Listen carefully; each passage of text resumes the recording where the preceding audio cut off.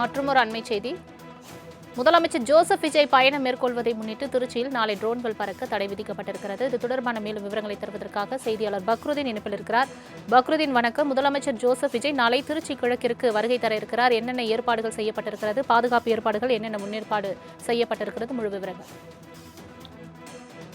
தலைமை நடந்து முடிந்த சட்டமன்ற தேர்தலில், அதாவது திருச்சி கிழக்கு மற்றும் சென்னை பெரம்பூர் தொகுதிகளில் போட்டியிட்டு வெற்றி பெற்றதை தொடர்ந்து திருச்சி கிழக்கு அவர் ராஜினாமா செய்திருந்தார்.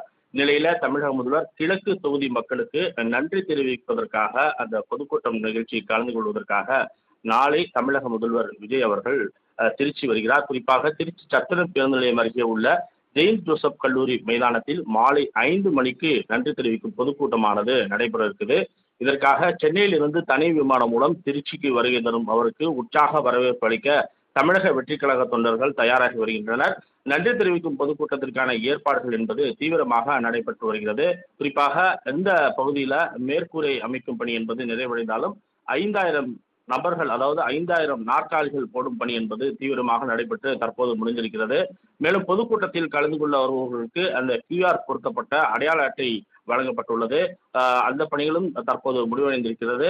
தொடர்ந்து பாதுகாப்பு ஏற்பாடு என்பது வெகு தீவிரமாக செய்யப்பட்டது. இந்நிலையில திருச்சி மாவட்ட ஆட்சியர் பிரதீக் தயாள் அவர்கள் ட்ரோன் பறக்க தடை என்பதை அறிவித்துள்ளார். குறிப்பாக நாளை இந்த பகுதியில் ட்ரோன் பறக்க தடை என்பதை அறிவித்திருக்கிறார். குறிப்பாக நாளை திருச்சி விமான நிலையத்திலிருந்து அவர் இந்த பகுதிக்கு வருகை தரும் நேரம் மாலை நேரமாக இருப்பதால் அதிக அளவு கூட்டம் என்பது இருக்கும் என்று எதிர்பார்க்கப்படுகிறது. குறிப்பாக இந்த வாகனத்தை, தமிழக முதலமைச்சர் வாகனத்தை யாரும் பின்தொடர வேண்டாம் என்பது ஏற்கனவே அறிவிக்கப்பட்டிருக்கிறது. அதன் அடிப்படையில் தற்போது பல்வேறு ஏற்பாடுகள் செய்யப்பட்டிருந்தாலும் போக்குவரத்து மாற்றமும் செய்யப்பட்டிருக்கிறது. குறிப்பாக திருச்சி சத்திரம் பேருந்து நிலையம், அதே போன்று சென்னையிலிருந்து மதுரை சாலை உள்ளிட்ட திருவெரும்பூர் டு சத்திரம் பேருந்து உள்ளிட்ட பகுதியில் வரக்கூடிய பேருந்துகள் அனைத்தும் மாற்றப்பட்டு மாற்று வழி ஏற்பாடுகளும் செய்யப்பட்டிருக்கிறது. இவ்வாறு நாளை தமிழக முதலமைச்சர் விஜய் அவர்கள் வர இருக்கக்கூடிய அந்த நிகழ்ச்சி ஏற்பாடு என்பது தற்போது தயார் நிலையில் இருக்கிறது.